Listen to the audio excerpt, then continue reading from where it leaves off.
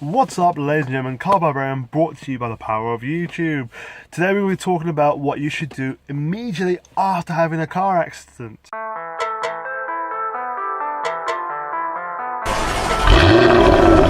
Number one is get yourself to safety.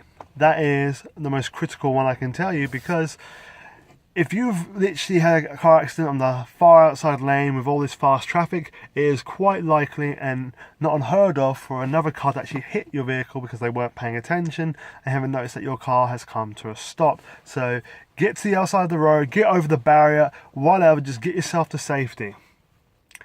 Okay, now you need to remember the details. What I mean by this is how many cars were involved, how many people inside each car, what were the conditions of the road that day, whose fault is it, but don't go in too much of that when you actually have the accident.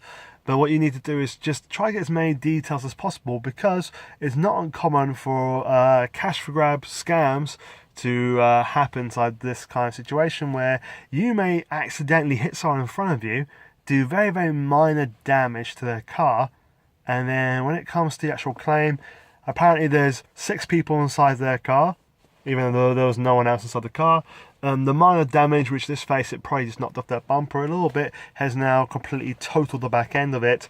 You know, wheels trashed, everything destroyed. That is not uncommon. So if you can, take the details, take the pictures, protect yourself immediately.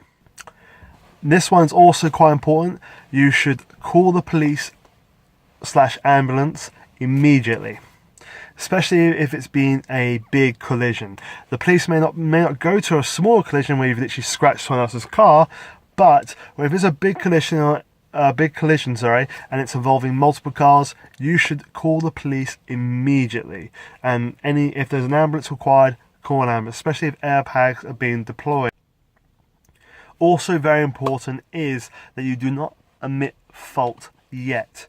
The main reason is because there might be a external factor which you're not aware of. Maybe there's been diesel on the road, or maybe the person who suddenly broke in front of you was on their phone, and quite literally what could happen is that you may cut the investigation short before these other factors are actually considered.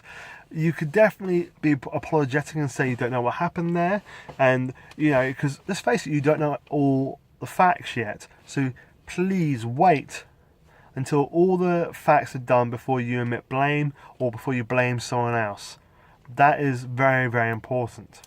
So those are my tips on what you should do when you've just had an accident. I hope that these tips are helpful towards you, and if you actually have any other further tips, please write them inside the comments, as this could actually help somebody inside the future. If you like my video, please give me a thumbs up and subscribe for more content. Thank you guys.